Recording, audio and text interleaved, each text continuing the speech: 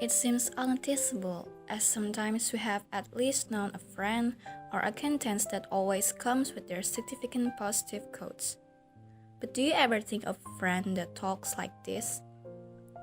I felt the taste again. I felt desperate because I disappointed my parents. Oh, come on, don't be so negative.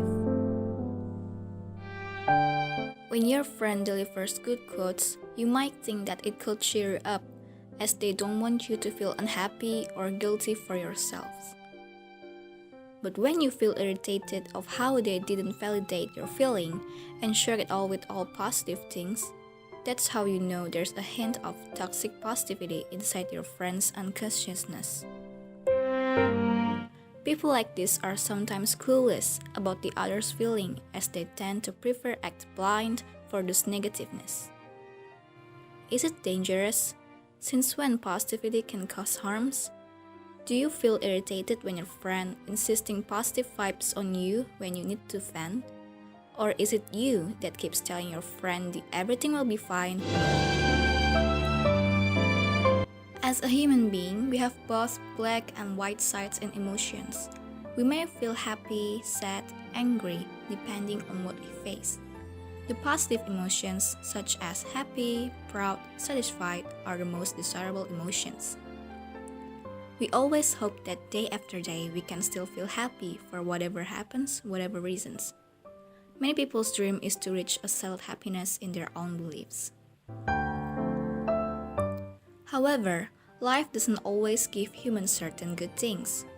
There are things which is out of control. Those unpleasant events, sadness, loss, guilt, and pain affect us in many aspects. Sometimes we mask our true feelings, which are negative emotions. Many people choose to force themselves to act that way for many reasons too. Either they don't want to show their vulnerable side, which also means involving their bad traumatic past, or they don't want people to needlessly worry about them and cause more conflicts for them. A psychology study said we can select which emotions we're going to have. If we try to get rid of one set of emotions, we'll get rid of them all and become numb to both pleasant and unpleasant emotions.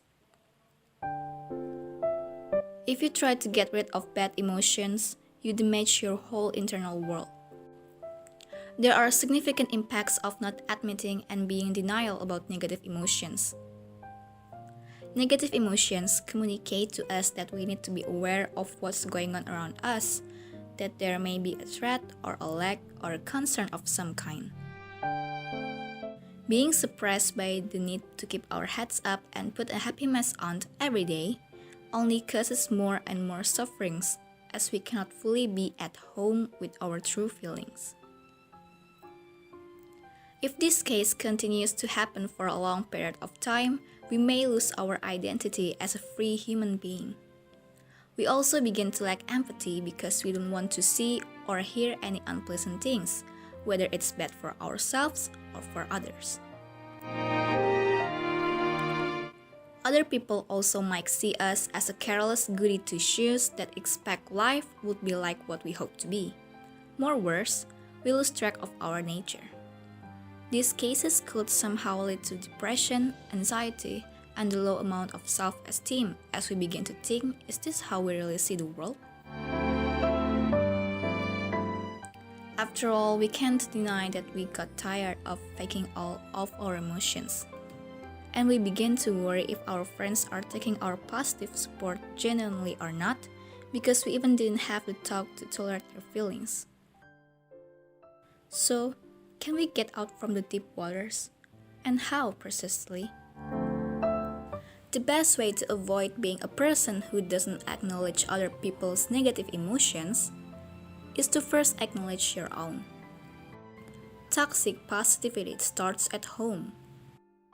After that, you can go one step further and have compassion and kindness for yourself. It doesn't mean you should drown away with your emotions. Just accept them, embrace them, and remind yourself that you have a vulnerable side that is also important.